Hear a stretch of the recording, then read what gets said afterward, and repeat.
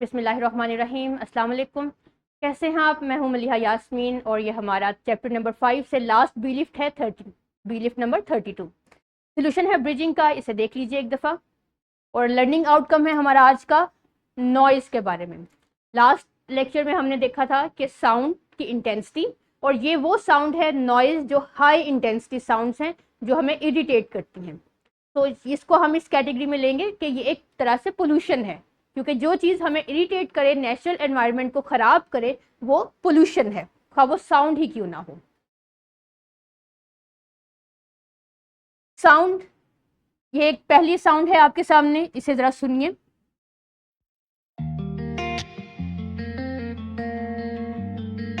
कैसी महसूस हुई आपको? क्या आप इरिटेट हुए? अब दूसरी साउंड को देखिए।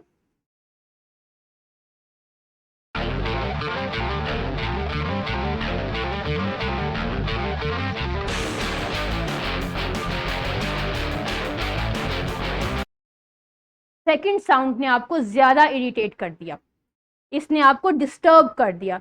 सो दिस साउंड, अगर ये म्यूजिक ही है, लेकिन चूंकि इसने हमें डिस्टर्ब कर दिया है, सो ये म्यूजिकल साउंड भी हमारे लिए एक तरह का डिस्टर्बेंस कॉजिंग साउंड है। सो हम इसे कैटेगराइज करेंगे नॉइज में।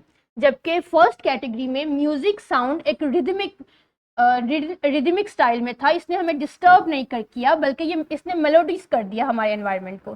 So this is the sound when it turns into high intensity and it turns into the rhythm that make us disturbed is called noise. अब noise, it directly affects our health, or listening to loud sound for a long time hurts us. It makes us ear hurts, it makes us feelings disturbed. रात के वक्त शोर हमें tired रखेगा, हमारी sleep pattern को disturb करेगा। इसके अलावा अगर हम सारा दिन एक नॉइजी एनवायरनमेंट में रहते हैं तो ये हमें स्ट्रेस देता है, परेशान करता है। It makes us worry, it cause headache, it disturbs our focus. हम फोकस नहीं कर पाते अगर हमारे इर्द गिर्द नॉइज बहुत ज़्यादा हो। तो हमें अपने एनवायरनमेंट से नॉइज को कम करना चाहिए। कैसे?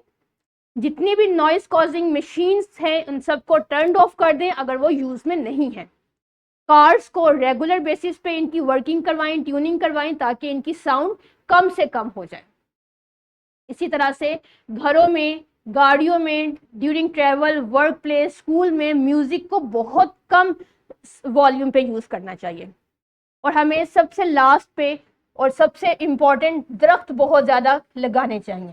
प्लांटेशन बहुत ज़्यादा करनी चाहिए, क्योंकि ये ग्रीन क्राउन है जो लाइट, जो साउंड को एब्जॉर्ब करता है और हमें क्वाइटर फील करवाता है।